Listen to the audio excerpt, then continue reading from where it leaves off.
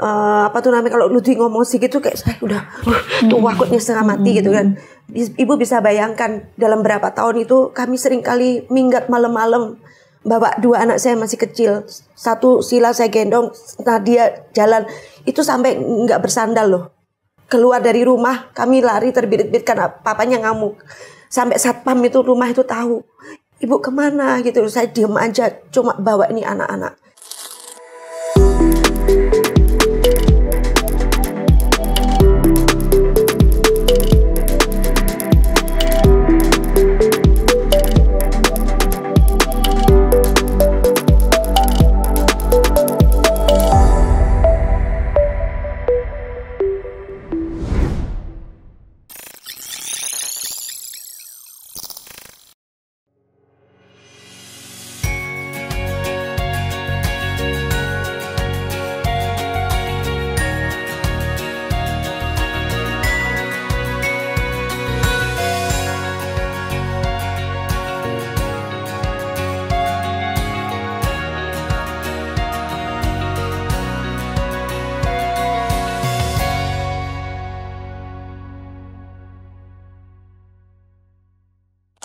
Jadi selama 8 bulan setelah ibu yang di Jakarta enggak ada apa-apa. Enggak ada apa-apa tuh, enggak terikat dengan narkoba tuh, enggak. Oh, malah ibu udah balik saya ke Surabaya. Saya terikat sama nasi goreng 6 bulan.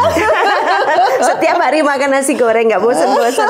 Karena ya itu prinsip yang mungkin salah ya. Saya tidak mau kembali ke orang tua, saya harus buktikan sama. Pengen membuktikan ada salah satu prinsip hidup yang salah. Menurut saya ya. Betul Pak. Nah, menurut saya itu.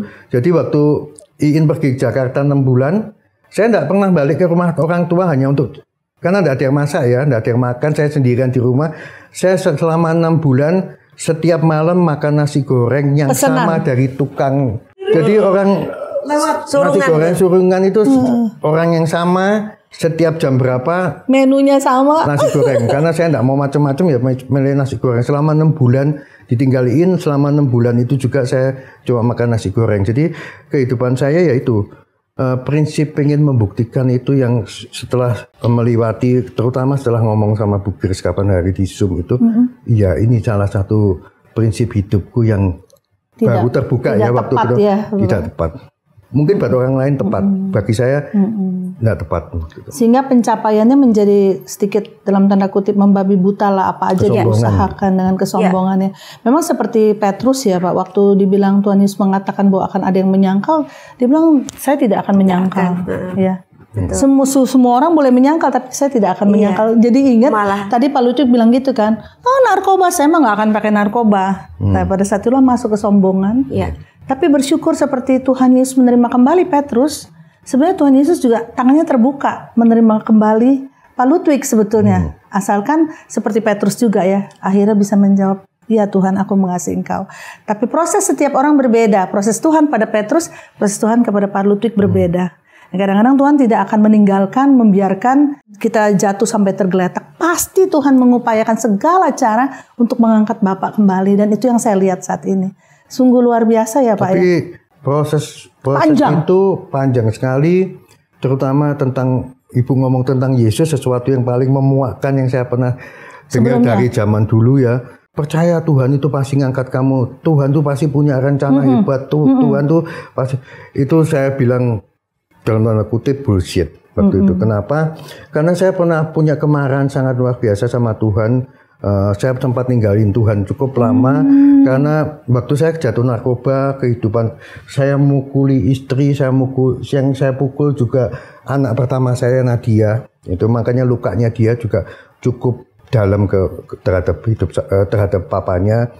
Sila juga pernah ngalami juga ya, mungkin 1-2 kali waktu saya marah seperti itu.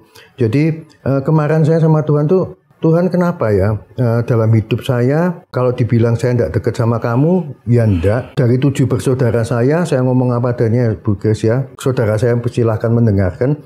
Dari 7 bersaudara saya, yang kawin betul-betul dengan orang Katolik adalah saya. Karena saya waktu itu saya ingat sekali Papa punya, kalian boleh hubungan sama siapa, punya pasangan, tapi harus menikah dengan satu iman. Dalam hal ini sama-sama Katolik. Dari 7 bersaudara, saya pegang prinsip itu. Walaupun saya sama papa saya itu enggak pernah cocok.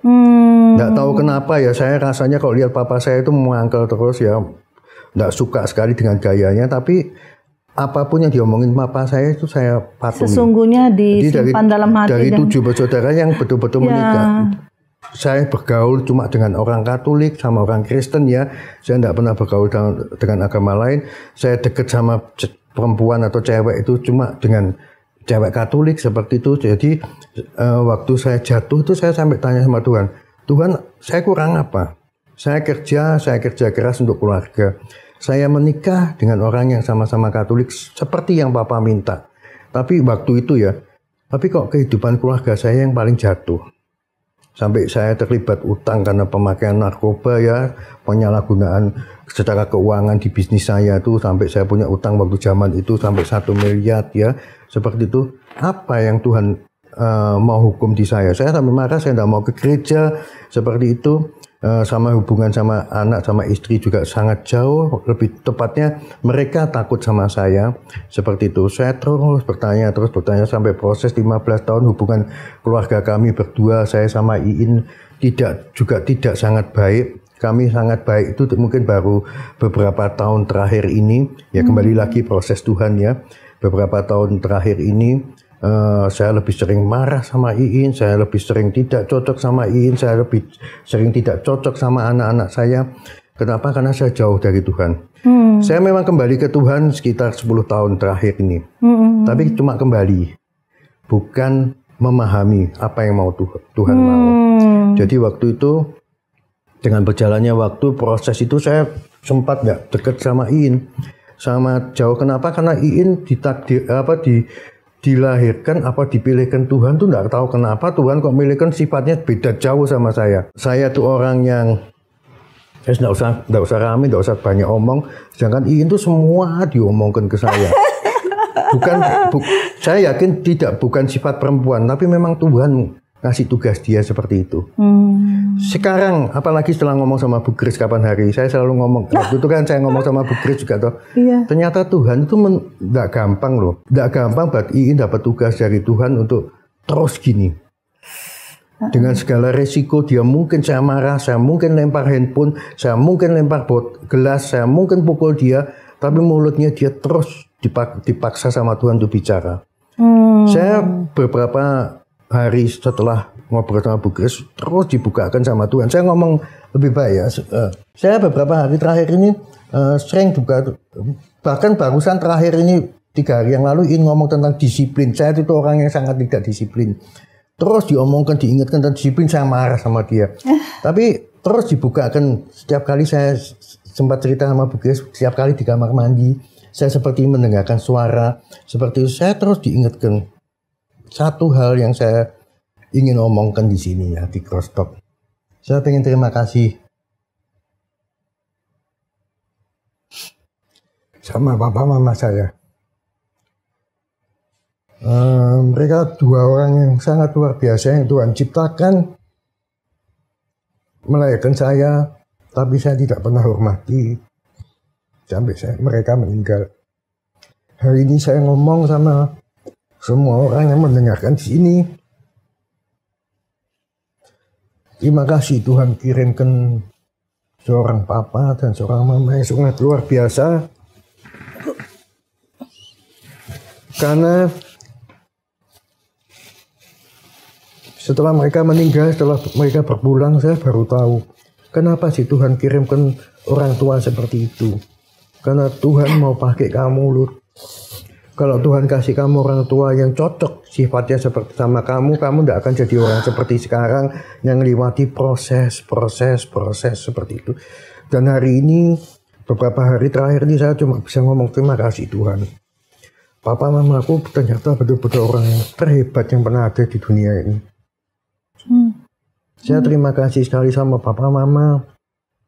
Karena kehidupan saya seperti ini hari ini, bukan kejatuhan saya ya, tapi kehidupan saya, keberhasilan saya, kesehatan saya, kebahagiaan saya, rezeki saya, semua yang Tuhan limpahkan ke saya sebenarnya berasal dari luar biasanya papa mama saya. Dan hari ini saya juga terima kasih sekali. Saya punya 3 wanita yang sangat luar biasa, Iin, Nadia, Sila. Mereka 3 orang yang tidak pernah capek untuk ngomongi saya di saat saya dulu pakai narkoba, di saat saya dulu masih suka pukul mereka, pukul orang, di saat saya masih suka banting barang. Mereka dipaksa, bukan kemauan mereka. Saya baru paham beberapa hari terakhir ini ya, mereka dipaksa sama, dalam tanda kutip, dipaksa baik sama Tuhan. Kamu ditugaskan untuk menyelamatkan Lutfi. Kamu ditugaskan tidak boleh berhenti untuk bawa Lutfi semakin baik, semakin baik, semakin baik. Saya sadar bahwa tidak gampang loh bagi orang tuh, orang ini sudah keras kepala kok, harus diomongi ya. Mereka pasti capek lah, ya Bu ya. Bisa memilih untuk diam aja ya sebenarnya. Tapi mereka terus, dan saya sadar bahwa Tuhan tugaskan mereka. Bukan selama ini saya selalu mikir, kenapa sih Sila seperti ini? Kenapa sih Nadia kok sifatnya seperti ini? Kenapa sih Iin tuh cerewetnya kayak seperti ini? Ternyata menurut saya pribadi selama beberapa hari ini, bukan maunya mereka punya gaya seperti itu. Bukan maunya Sila gaya ngomongnya seperti ini. Bukan maunya Nadia gaya ngomongnya seperti ini. Bukan maunya Iin gayanya cerewet seperti ini.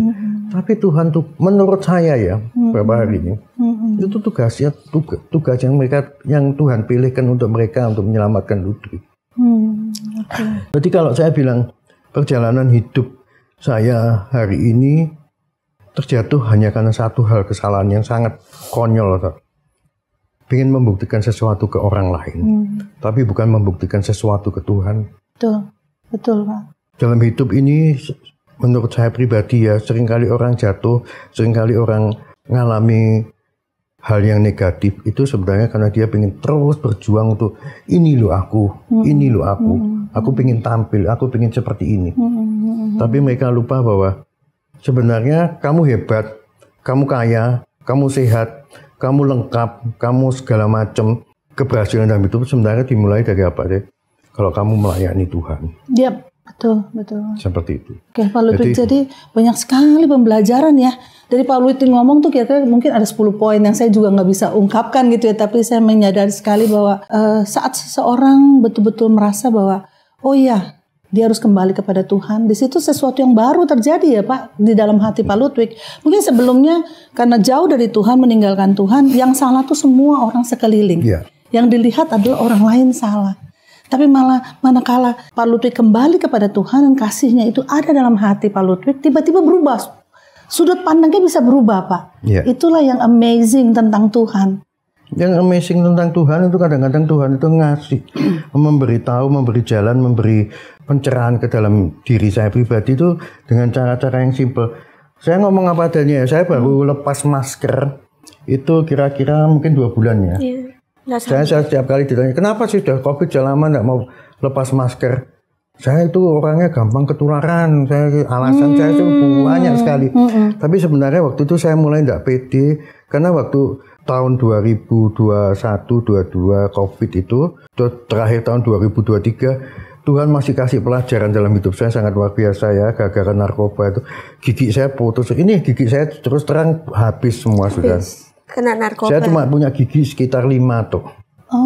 Ya. Narkoba tuh bisa kena. Jadi semua gigi saya itu habis. Jadi waktu zamannya COVID itu gigi saya masih lumayan banyak, di depan ini masih bagus. Jadi kalau ketawa masih pede, apalagi saya ganteng ya. Kalau ketawa sedikit di dalam masih pede. Saya pikir aman sudah kehidupan saya. COVID nggak keluar kan nggak apa-apa. Lah kok waktu COVID nggak pernah keluar, gigi malah tetap putus satu persatu tahun 2023 kemarin gigi saya 4 putus lepas semua. Jadi yang di atas ini habis. Pas COVID jadi enak kan pakai masker, jadi alasan kita ngomong nggak kelihatan. Satu semasa kita kebetulan ada pertemuan pekerjaan kami, salah satu teman yang cukup dekat sama saya itu ngomong gitu, kenapa sih kau tetap pakai masker? Enggak, aku nggak mau ketularan. Tahu nggak waktu setelah itu ngomong, aku sempat marah kan, Iin, gara-gara aku lepas masker itu besoknya saya sakit, memang betul saya sakit flu 2 minggu. Tapi terus terang ya waktu itu saya sempat ngomong, kenapa sih Lut? Kalau kamu nggak ada giginya, Terus apa terus kamu nggak mau bicara sama orang? Emang orang lihat kamu karena berdasarkan gigi atau berdasarkan apa yang kamu katakan? Iya. Kenapa kamu harus malu kalau kamu memang pernah melewati kehidupan seperti itu? Waktu itu sejak itu saya lepas, Iin bolak-balik tanya, lo kok pakai masker? Enggak wes, aku sudah mau orang ngomong apa terserah. Saya ngomong gitu. Bener-bener ya, sekali lagi kan kalau udah kembali kepada Tuhan, pola pikir pun bisa berubah loh Pak. Bisa jadi lebih sensitif terhadap satu hikmat-hikmat baru, nilai-nilai baru yang dimunculkan Roh Kudus dalam pikiran Pak Lutfi. Ini yang dikirim Bu. Ini ya. Bu, ini yang dikirim untuk dibilang hikmah itu. Kadang-kadang kita mungkin dikasih Tuhan hati nurani, suara dari Tuhan. Tapi kadang-kadang kan kita ini orang bebal. Apalagi orang pribadi seperti saya. Orang yang lebih banyak mikirnya, enggak lah. Ini suara apa? Seperti itu. Kadang-kadang orang seperti saya masih tetap harus ada satu orang, entah 2 orang, entah 3 orang. Dan kebetulan saya dikirim 3 orang ya. Tiga-tiganya perempuan, kebetulan cantik semua ya. Dengan caranya mereka masing-masing selalu mengingatkan saya untuk, oh iya berarti yang kemarin aku seperti mendengarkan suara ini, berarti maksudnya seperti ini. Seperti itu. 2 hari yang lalu saya barusan ditegur keras sama Iin tentang disiplin. Bukan disiplin doa, kalau doa saya sudah lakukan. Disiplin dalam melakukan sesuatu yang simpel dan remeh.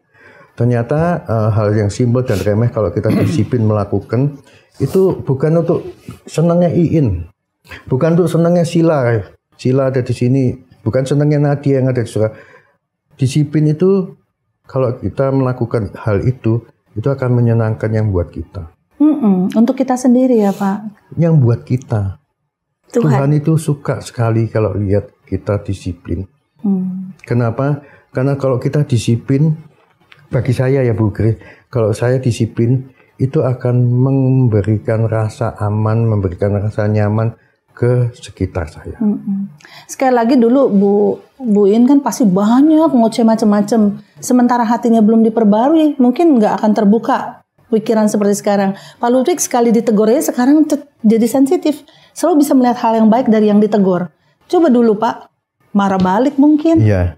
Betul ya? Betul. Karena memang hatinya belum mendapat pembaharuan dari Tuhan, belum kembali kepada Tuhan gitu. Meninggalkan Tuhan itu meninggalkan segala hal yang baik bersama Tuhan, karena Tuhan adalah sumber kebaikan. Pastilah hati kita tiba-tiba jadi berubah begitu. Iya. Bisa.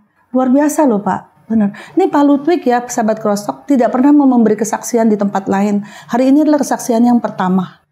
Yang kita saksikan bagaimana kehidupan seorang yang kembali kepada Tuhan, bertobat sungguh-sungguh, perubahan demi perubahan terjadi tanpa kita bisa bayangkan dulu, karena nggak mungkin, ya kan? Pernah Bu In berasa Pak Lutfi bisa, mungkin udah putus harap kali ya. Berapa tahun sih proses ini? Saya kena narkoba tahun 90, hamilnya Sila itu berarti 96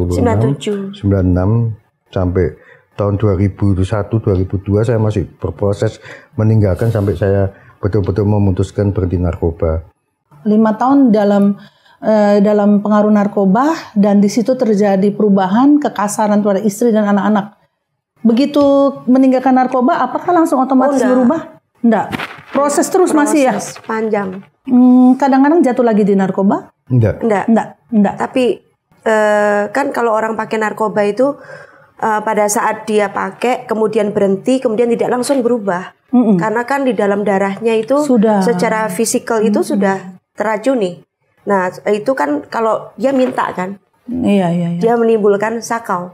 Betul. Sakau itu adalah rasa sakit yang tidak terhindarkan, dan kebanyakan orang nggak kuat di sakau ini, baik yang subjeknya ataupun orang-orang dekatnya, keluarganya. Makanya kan banyak sekali kenapa orang susah lepas dari narkoba. Sebetulnya dia udah berhenti, tapi pada saat sakau itu dianya mulai berubah lagi jadi pribadi yang berbeda, keluarga sekelilingnya jadi kasihan, akhirnya dikasih lagi. Dikasih lagi. Jadi dari yang saya baca ya Bu, itu orang pakai narkoba berhenti kemudian pakai lagi, yang pakai lagi ini dosisnya jauh lebih berat daripada yang ini. Sempat masuk rehab nggak sih Pak? Enggak ya. Itu hebatnya. Jadi kalau masuk rehab mungkin kami nggak bisa bayar ya, karena kondisi keuangan kami. Tapi Tuhan kirim keajaiban itu sampai betul-betul Tuhan selamatkan, kita malah dapat dalam quote unquote tanda kutip itu rehab yang sehat, rehab yang betul-betul menyelamatkan. Jadi kalau boleh dibilang tadi saya sambung sedikit cerita yang tadi Bu Kris tanyakan ke saya, bagaimana proses ketahuannya kan, itu benar-benar Tuhan Bu. Karena saya itu nggak ada curiga sama sekali, tapi setiap pagi 2:30, jam 3 pagi saya dibangunkan. Kenapa kok selalu bangun jam 3 pagi? Kan itu masih enak-enaknya tidur. Terus ada suara, kamu intip di bawah lemari TV. Seperti ada yang nyuruh Bu. Saya ngintip, ketemu alat-alat itu. Terus dikasih tahu lagi pada saat saya ke kamar mandi ada celana pendeknya Bapak ketinggalan. Biasanya saya nggak pernah periksa-periksa, langsung kasih ke pembantu untuk dicuci. Itu seperti ada suara yang ngomong, kamu lihat di kantongnya, lihat di kantongnya. Saya buka kantongnya dan saya ketemu serbuk putih. Tapi saya juga nggak tahu ini apa. Kan saya kan polos gitu loh. Saya tanya ke teman kerja di bank dan saya tanya ini apa? Oh itu sabu. Kaget saya. Masa sih gitu. Besok paginya koran Jawa Pos ngeluarin peralatan yang dipakai orang narkoba. Lengkap semuanya ada di foto besar sekali. Korannya sampai saya gunting, saya bikin clipping kan. Gitu. Jadi perjalanan hidup kami ini dari awal jatuh itu kami ada clippingnya. Karena saya percaya suatu saat ini akan berguna untuk orang lain. Iya. Saya punya mapnya, cuman saya nggak bawa gitu nggak kan. Apa-apa. Nah itu saya tempel dan di situ saya tahu persis bahwa oke, kali ini betul-betul pakai narkoba. Dan saya tanya, nggak mau ngaku, tapi saya sudah istilahnya itu confirm lah ya, karena perubahan karakter ya Bu. Iya, jadi saya ditolong lagi sama Tuhan. Pada waktu itu saya ajak dia doa ke Gua Maria di Pausarang Kediri. Pada saat berdoa baik-baik saja, saya juga lega karena dia udah mau doa lagi kan, bareng sama Sheila, gitu. Nah, nggak taunya pulang dari situ terjadilah pemukulan yang besar-besaran. Jadi sebelumnya itu sudah sering saya kalau tiap malam itu dipukul ya. Jadi istilahnya Pak Lutfi itu 24 jam itu yang kondisi baik itu cuma 1-2 jam. Selebihnya itu kondisi sakau. Nah, selama sakau itu dia pukul, dia pakai mulut, pakai tangan dan semuanya itu menyakiti saya. Saya kasih makan dibanting piringnya, kemudian kadang-kadang saya ngomong sedikit, saya dibanting. Jadi badan saya tuh dilempar ke tembok, diinjak, kemudian dicekik, kemudian dia pakai jemuran pakaian yang dari besi itu ditekein di saya gitu. Sampai Pak Ludwig melakukan itu tidak sadar ya Pak? Tidak sadar karena lagi dikuasai dengan narkoba itu? Yang bisa ceritain, saya terus terang tidak terlalu. Jadi pada waktu melakukan itu, berarti dalam kondisi yang high itu? Sakau Bu, sakau kayak gitu. Jadi pada saat itu terjadi pemukulan besar-besaran, saya didorong, kemudian mata saya itu kena pojoknya lemari itu. Jadi akhirnya matanya berdarah dari dalam. Di situ kan saya kondisi udah lelah ya, gitu. Nah, saya istilahnya mau minggat. Jadi bawain baju semua ke rumah mama. Kemudian saya cerita sama papa dan saya dibawa ke dokter. Dokter bilang ya, untung nggak buta, tapi harus hati-hati. Nah, disitulah kemudian saya di rumah mama itu saya seperti disuruh telepon. Saya cari satu nomor telepon di Yellow Page. Dan pada waktu saya telepon, itu saya nggak kenal orangnya siapa. Tertulisnya dokter gigi waktu itu. Oke. Jadi kok saya kenapa harus telepon dokter gigi? Saya bilang gitu. Tapi pada saat saya telepon, orang di sana bilang, "Iya Ibu, selamat siang. Siapa yang harus saya bantu? Suami Ibu pakai narkoba ya?" Kaget saya. Itu kejadian yang belum diceritain apa-apa sudah tahu. Dia sudah tahu. Itu kejadian yang buat saya tuh aneh. Kayak dikirim Tuhan ya Bu. Betul. Nah, dari ibu itu saya tahu tentang sebuah buku tentang Narkotik Anonymous. Itu satu organisasi di Amerika yang mereka itu banyak berkumpul antar sesama penderita narkoba untuk saling sharing dan itu menguatkan kayak gitu. Nah, ini otomatis saya baca di situ. Nah, di situ memang sudah disebut bahwa semua penderita narkoba kamu jangan pernah percaya, dia akan berbohong dengan berbagai macam cara. Nah, kemudian saya mulai pelajari, Bu. Saya cari di perpustakaan, saya cari buku-buku dan bahkan saya buat makalah. Buat makalah, saya pergi ke sekolah-sekolah untuk sharing. Ini loh bahayanya pakai narkoba, ini yang disebut narkoba. Saya sharing ke SMA. Seperti itu. Jadi pelarian saya itu untuk itu tuh. Sekalipun Bapak belum sembuh ya? Belum sembuh. Saya lakukan itu terus kemudian saya bergabung dengan organisasi ini namanya Samaritan dan disitulah saya merasa dikuatkan. Jadi kalau saya boleh bilang ya, proses saya kan banyak teman yang tanya kan, kok kamu bisa kuat gitu ya, loh. Betul. Kenapa kamu nggak tinggalin aja suamimu? Kamu sudah dipukulin bertahun-tahun kayak gitu. Betul. Kenapa kamu harus pertahankan gitu loh? Kamu masih cantik, kamu masih oke. Banyak yang mau sama kamu gitu loh. Tapi saya nggak terpikir untuk meninggalkan dia. Bukan karena sebagai Katolik tidak boleh bercerai jadi Bu In bertahan? Itu salah satu, tetapi kan ya orang tuh pasti ada batas ya, Bu ya. Betul. Sebetulnya saya sudah di luar batas, orang saya sudah mencoba untuk bunuh diri. Ini ada bekasnya, Bu. Ini ada bekasnya sampai sekarang. Nah, cuman ini saya dibawa ke rumah sakit. Di rumah sakit tuh saya ditanya, Ibu KDRT ya? Ibu di KDRT? Saya bilang enggak, karena saya takut suami saya di penjara. Waktu itu banyak yang penderita narkoba dibawa ke penjara kan gitu. Jadi saya nggak ngaku gitu loh. Nah, terus waktu itu dia bilang, susternya di rumah sakit tuh, ibu nih tinggal urat nadinya tinggal satu ini loh. Ibu tuh kalau itu hilang, kalau itu terpotong, ibu meninggal loh. Disitulah saya menangis, Bu. Berarti Tuhan mau saya hidup dong. Betul. Kan nggak mungkin orang bunuh diri tuh sampai hati-hati pelan-pelan ditinggalin satu kan nggak mungkin gitu loh. Loh kok saya masih hidup gitu loh. Kok saya masih diberi kesempatan. Di situ saya merasa bahwa Tuhan ampuni saya Tuhan.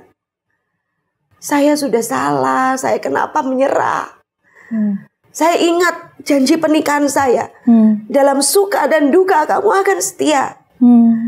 Ibu yang dokter gigi itu tanya sama saya di telepon, kalau suamimu menderitanya bukan narkoba, tapi kanker darah, leukemia, apakah kamu juga akan tinggalkan kamu pergi dari rumah? Enggak, saya bilang gitu. Ya udah, apa bedanya? Kanker leukemia bisa menyebabkan meninggal. Narkoba juga bisa meninggal. Kenapa kamu justru pergi? Bukannya kamu harus mendampingi dia? Apa yang kamu putuskan sekarang? Langsung Bu, saya pulang balik dengan semua pakaian sudah di mobil. Saya pulang balik, saya diantar papa saya. Papa saya nggak marah. Papa, anak papa dipukulin seperti ini, papa diam aja. Matanya sampai berdarah hampir buta, papa diam aja. Papa saya cuma bilang gini, itu suami kamu pilih sendiri. Kamu harus menemani dia sampai sembuh. Emang bisa Pak sembuh? Pokoknya Papa cuma tahu satu hal. Manusia mesti setia. Yang sembuhkan Tuhan. Tugas manusia bukan bikin dia sembuh. Kamu setia aja, kamu dampingin. Saya diantar ke rumah. Papa saya ngerangkul di Ludwig malahan. Di situ saya belajar sama papa saya almarhum. Unconditional love. Betul. Padahal tadinya kan papa saya nggak nyetujui kan, gitu loh. Tapi begitu berubah, dia trust sama Ludwig. Dia mencintai semua termasuk segala kekurangannya. Papa saya kasih saya uang 14 juta untuk beli obat Sinsay. Karena waktu itu saya tiba-tiba lihat TV, Cakrawala TV waktu itu, ada orang di Jakarta yang menerapi dengan obat-obatan Cina, jadi dari tumbuh-tumbuhan. Nah, saya akhirnya pergi ke Jakarta bareng sama dia. Dia udah kondisi hampir gila ya Bu ya, karena dia di kereta itu buka baju dan lain sebagainya, kayak gitu, ketawa-ketawa. Saya sampai malu banget kayak gitu, tapi saya udah nggak ada pikiran, saya pokoknya mau berobat. Nah di situ si Sinsay ini kasih ramu-ramuan 14 macam. Nah, harganya 14 juta. Saya nggak punya uang. Saya masih ingat papa saya bilang, ini Iin nggak usah dikembalikan. Papa pingin Ludwig sembuh. Itu papa saya. Di situ saya belajar gitu bahwa ternyata papa yang dulu nggak suka sama Ludwig, ternyata papa lebih punya cinta tanpa syarat terhadap menantunya. Papa saya nggak pernah bilang Ludwig ini menantu. Dia bilang anakku. Itu yang saya belajar gitu. Jadi saya melihat kepercayaan papa begitu besar. Walaupun secara doa mungkin mama ya yang lebih berdoa tiap hari, tapi saya melihat iman papa saya itu besar banget. Papa bilang kamu tugasnya menemani aja. Nanti akan ada saatnya Ludwig pasti sembuh. Jadi Pak Ludwig bersyukur. Bukan kebetulan Tuhan asal comot Bu Iin jadi istri Pak Ludwig. Tidak demikian. Kalau saya dengar kesaksian ini Pak, Tuhan mengirimkan sebuah pribadi yang kuat. Dan bukan cuma pribadi ini kuat karena support sistemnya, keluarganya ternyata kuat di dalam Tuhan gitu loh Pak. Nggak mungkin manusia bisa kuat seperti ini. Tuhan juga tidak meninggalkan ibu menghadapi Pak Ludwig yang sangat susah gitu.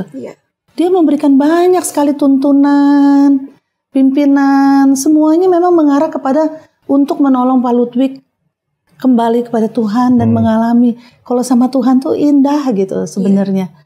Supaya bisa terbuka. Dan ini punya kesabaran yang di luar batas manusia sebetulnya ya Ibu ya. Saya waktu itu ingat Bu, waktu semua masa-masa berat ini, saya kan udah istilahnya di rumah itu selalu pusing ya, selalu ketakutan. Itu kan ibaratnya apa tuh namanya kalau Ludwig ngomong sih gitu kayak saya udah takutnya setengah mati gitu kan. Ibu bisa bayangkan dalam berapa tahun itu kami sering kali minggat malam-malam bawa 2 anak saya masih kecil. Satu Sila saya gendong, Nadia jalan itu sampai nggak bersandal loh. Keluar dari rumah kami lari terbirit-birit karena papanya ngamuk. Sampai satpam itu rumah itu tahu. Ibu kemana gitu. Saya diem aja cuma bawa ini anak-anak. Itu minggat itu beberapa kali gitu. Nah, tapi kenapa kok akhirnya Tuhan yang menolong kami? Saya cuma ingat satu hal. Dalam kondisi seperti itu, saya ke gereja Bu tiap pagi. Jam 5 pagi itu saya ke gereja. Saya nggak bisa doa. Udah lupa Bapak kami, bukan lupa ya. Pokoknya nggak jalan aja pikirannya. Lagi mumet. Cuma bisa duduk aja di gereja. Iya, saya ingat duduk itu saya nangis. Cuma nangis aja. Saya cuma merasa tenang di gereja. Selain di gereja, saya juga ke Panti Asuhan Don Bosco di Surabaya. Di situ ada kayak taman doa gitu. Nah, saya cuma duduk di situ, Bu. Saya cuma minta izin susternya, kemudian saya duduk di situ nangis semua. Nangis kayak gitu. Nggak sempat doa, cuma nangis aja. Dan ternyata cuma dari perbuatan sekecil itu, Tuhan itu kadang kita berpikir, saya cuma ke gereja gitu. Saya cuma bisa duduk menangis di hadapan Tuhan. Tapi itu bukan cuma buat Tuhan. Itu adalah sebuah momen di mana Tuhan merasa bahwa anaknya sudah tidak mampu. Dan dalam ketidakmampuan, Tuhan yang memberikan jalan keluar. Supaya kita tidak bisa berkata karena kekuatan kita seperti itu. Tapi memang Tuhan sendiri yang memampukan, Bu. Iya kan, benar kan? Ternyata Bu Iin sama anak-anak dipakai oleh Tuhan untuk menjadi penolong. Sebagaimana firman Tuhan berkata kan, memang istri adalah penolong suami. Iya kan? Tapi tidak bisa dengan kekuatan sendiri. Tuhan menunjukkan sampai habis-habisan ibu. Saya nyerah, saya nggak bisa. Disitulah Tuhan bekerja sepenuhnya. Luar biasa loh Bu kesaksiannya. Satu lagi, kekuatan itu bukan hanya dari papa saya, tapi yang paling utama ya, saya juga ngomong di sini, itu adalah dari anak saya yang pertama, Nadia. Gitu, karena kan Nadia itu cintanya papanya. Jadi papanya ini belum istilahnya sangat baik sebagai papa yang sangat care, sangat lucu. Itu anak saya yang pertama tuh yang ngerasain. Bisa merasakan karena belum kena drugs. Betul. Waktu itu. Jadi pada saat kena drugs, anak saya ini jadi pendiam. Jadi dia sekolah di TK kan. Itu saya sampai dipanggil guru. Kenapa kok Nadia jadi pendiam, jadi pemurung sekali. Kalau ditanya, kenapa Nadia? Dia cuma bilang, papa sakit, seperti itu. Nah, tapi setiap kali saya nangis di rumah, itu Nadia tuh tahu, Nadia tuh selalu bilang gini, Umur 5 tahun loh Bu, bayangin nih Bu. Mama kenapa nangis? Mama jangan sedih. Tuhan pasti tolong, Ma. Ada Tuhan. Mama gak usah nangis. Itu yang menguatkan saya. Amazing ya. Lewat anak-anak kecil pun Tuhan bisa bicara sama orang tuanya ya. Padahal anak saya itu juga ngalamin pada saat papanya marah itu di mobil itu beberapa kali kan marah. Itu kalau sudah marah di mobil Bu, aduh, setir tuh dibanting kiri banting kan nguaput itu nggak karu-karuan. Itu ada saya dan anak-anak gitu loh. Dan si Nadia ini yang sadar kan, maksudnya dia kan normal ya. Jadi dia itu tahu semuanya itu kondisi papa mamanya bertengkar di mobil itu. Saya tuh gemeteran udah Bu di dalam mobil itu berkali-kali itu ngebut nggak karu-karuan itu. Ibaratnya saya sudah gini, aduh Tuhan, jangan sampai saya mati hari ini, jangan saya meninggal hari sekarang ini itu. Itu sampai Nadia tuh ketakutan kayak gitu loh. Nah, itu sampai teringat sama dia pada saat psikolog suruh dia gambar, yang digambar itu kejadian di mobil. Berarti trauma. Oke. Baik sahabat Crosstalk, mungkin bingung kenapa Bu Iin mengatakan Nadia normal, karena anak keduanya Bu Iin dan Pak Ludwig memang menderita autism sekunder ya Bu ya. Ya. Nah, namanya Cila. Nanti kita akan bersama-sama dengan Cila juga ya dalam podcast selanjutnya. Kita diminta karantina totalnya 1 bulan, tapi 2 minggu full ini dia harus cuman didampingi orang yang kuat.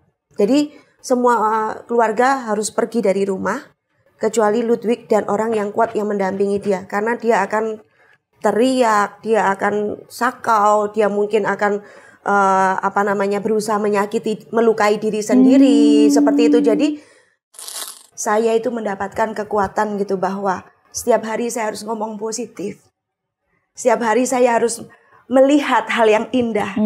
Makanya kenapa saya sejak itu saya tiap tidur saya tumpang tangan. Saya bayangkan Ludwig sembuh, Tuhan Maha Baik, Ludwig jadi penyayang, Ludwig penyabar, Ludwig orang yang berhasil. Itu Bu yang saya lakukan terus. Nah, sahabat Crosstalk, agar kesaksian ini dapat menjadi berkat kepada lebih banyak orang, yuk like and share kesaksian ini kepada keluarga dan teman-teman lainnya. Bagi sahabat Crosstalk yang diberkati melalui kesaksian ini, mari berbagi di kolom komentar. Dan subscribe agar tidak ketinggalan kesaksian-kesaksian lainnya.